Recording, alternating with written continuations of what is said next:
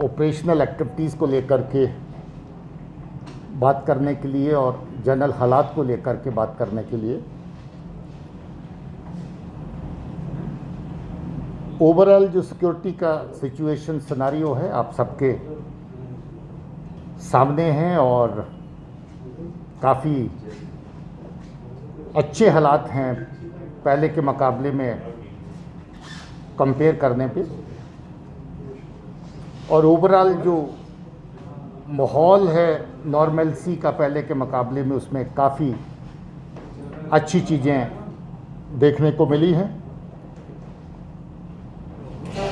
और इस मुलाकात के टाइम पे आपका जो बैरीना सवाल रहता था उसमें भी थोड़ा सा बदलाव देखने को मिला है। 2 ज़िलों में हाई स्पीड इंटरनेट का प्रोविज़न भी आया है, ये भी एक इंडिकेटिव है कि थोड़ी बहुत उस फ्रंट के ऊपर रिलैक्सेशन का सिलसिला जो है वो भी शुरू हुआ है। पिछले कुछ दिनों से दहशतगर्दों की तरफ से सिविलियंस को अपना निशाना बनाना, पुलिस और एसएफ को अपना निशाना बनाना, ये ट्रेंड जो कुछ दिनों से देखने को मिला है। अब देखेंगे कहीं पंच सरपंच टारगेट हुए, कहीं को पॉलिटिकल एक्टिविस्ट टारगेट हुए। 14 तारीख को हमारे नौगाम क्रॉसिंग के नाके के ऊपर हमारे 2 पुलिस के जवान शहीद हुए।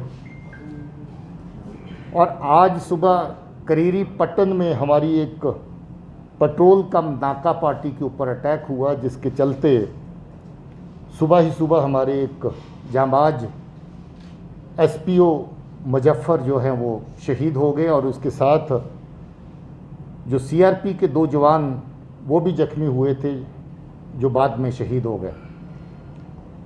उसके साथ वहाँ का ऑपरेशन जारी हुआ, जो सुबह से लेके अभी तक चल ही रहा है। जब आपसे बात कर रहा हूँ इस वक्त भी ऑपरेशन चल रहा है। सुबह फायर फाइट हुई, बंद हुई, एक आतंकी मारा गया। दोबारा फायर फाइट सर्च के दौरान शुरू होगी, फिर एक आतंकी मारा गया। और अभी आधा घंटा पहले फायर फाइट दोबारा शुरू हो गई, जिसमें सुनने में आ रहा है कि एक आतंकी लगभग इतला कंफर्म हो रही है कि मारा गया है। उसकी डिटेल अभी थोड़ी देर तक पहुंच जाएगी। सुबह के चल रहे ऑपरेशन में जो 2 आतंकी मारे गए, उनकी पहचान जो हुई है उसमें एक सजाद हैदर है अलियास जज्जा, जो सोपो डांगरपुरा का रहने वाला है।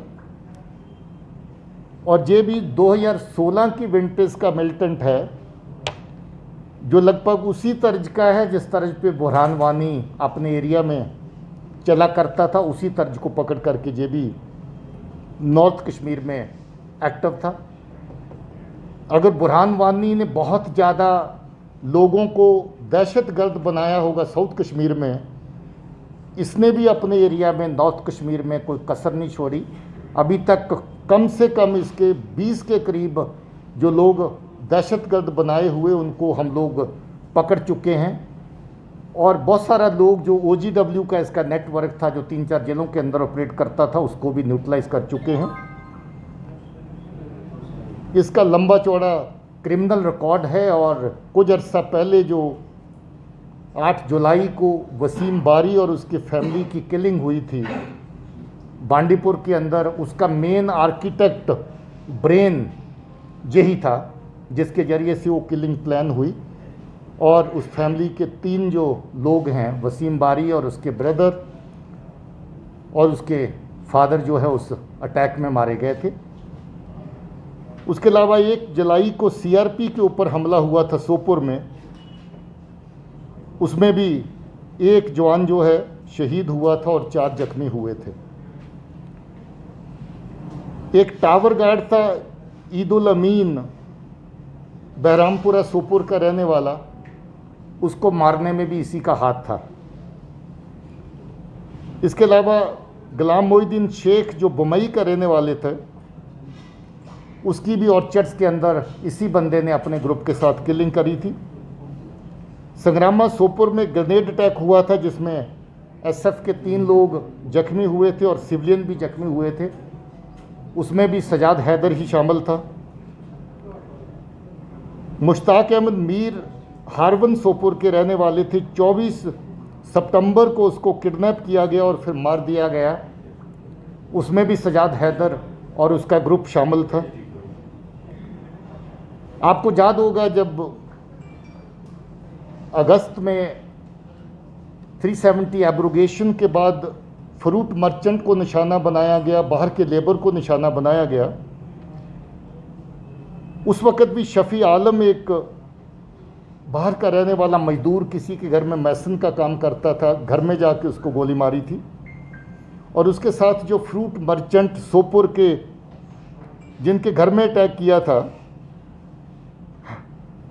हदैतुल्ला राथर उनका नाम है, डांगरपुरा के, ये भी 6 सितंबर को अटैक किया था 19 में। इसमें उनकी 4 साल की पोती जो थी वो भी जख्मी हुई थी और घर के 3 मेंबर और जख्मी हुए थे। उसके बाद जो सिविलियन ट्रैफिक चलती थी उसको रोकने के लिए हाईवे पे गाड़ियों को रोक के आग लगाते थे। 2 मारुति गाड़ियों को वारपुरा के एरिया में आग लगाई गई थी, उसमें भी सजाद हैदर शामिल था। और उसके अलावा लोगों को धमकी देना, दुकान ना खोलने देना, गाड़ी ना चलाने देना, जगह जगह पर जो बाकी एक्टिविस्ट हैं उनको धमकियां देना। और हाल ही में इसने रियाज नैकू की तर्ज के ऊपर जो ऑडियो वीडियो बना करके निकाली थी, जिसके अंदर पुलिस को, मीडिया के लोगों को और बाकी जो पॉलिटिकल एक्टिविस्ट हैं सबको धमकी दी थी, जिनको ये कहा था कि जो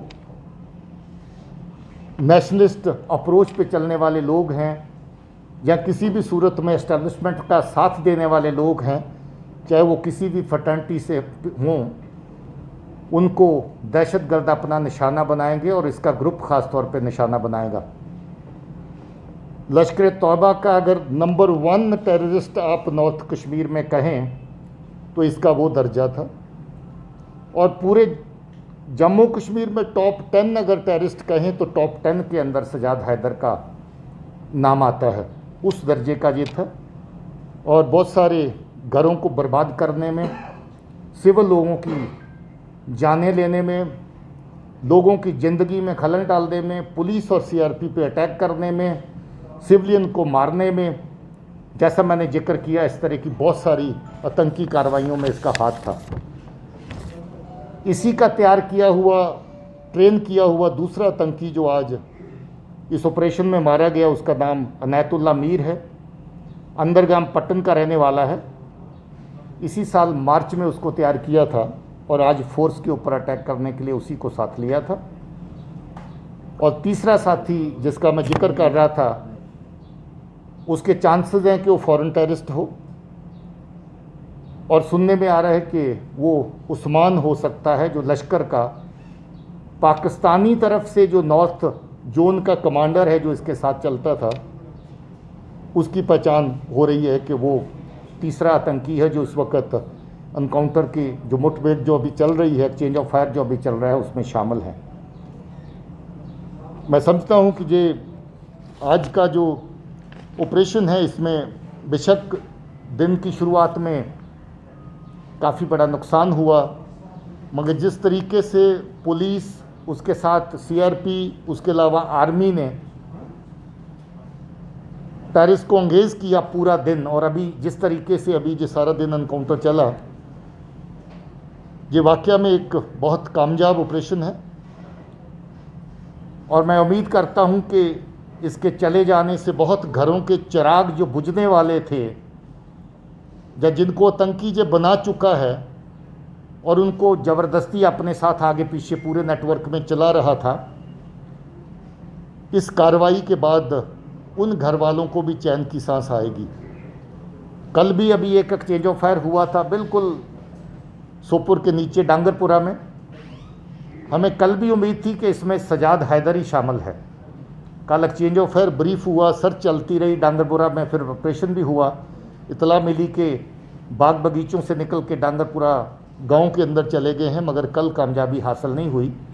और कल से इसकी नकलो हरकत की बहुत खबर थी कि ये आगे पीछे और किसी जगह पे अटैक करेगा, और कल से इसकी ट्रैकिंग आगे पीछे चल रही थी। और सुबह जूँ ही पता चला कि करीरी के एरिया में हमारी पार्टी के ऊपर फायर किया है, जिसमें एसपीओ और 2 हमारे सीआरपी के साथी शहीद हुए। तो तब से यही शक था और ये शक सही निकला कि इसमें सजाद हैदर ही शामिल था और उसके साथ इसके 2 साथी, जिसका मैंने जिक्र किया, नैतुल्ला, और तीसरा अभी उसकी आइडेंटिफिकेशन और उसकी डेड बॉडी की रिकवरी की अभी खबर पूरी तरह कंफर्म नहीं हुई है। अगर वही होता है तो वो उस्मान के नाम से जो फॉरेन टेररिस्ट, जो पाकिस्तानी टेररिस्ट काम कर रहा था, वो उसकी पहचान उस नाम से सुनने में आ रही है। सो मैं बाकी जो जगह पर आपके सिविल का माहौल और बाकी चीज़ें जो हैं उसके बारे में पहले ही जिक्र किया है कि माहौल में काफ़ी बेहतरी देखने को मिल रही है। आपकी तरफ भी 4G में भी थोड़ा बहुत गुंजाइश और आई है। उम्मीद करेंगे कि आने वाले टाइम में उसमें और गुंजाइश होगी। Thank you very much.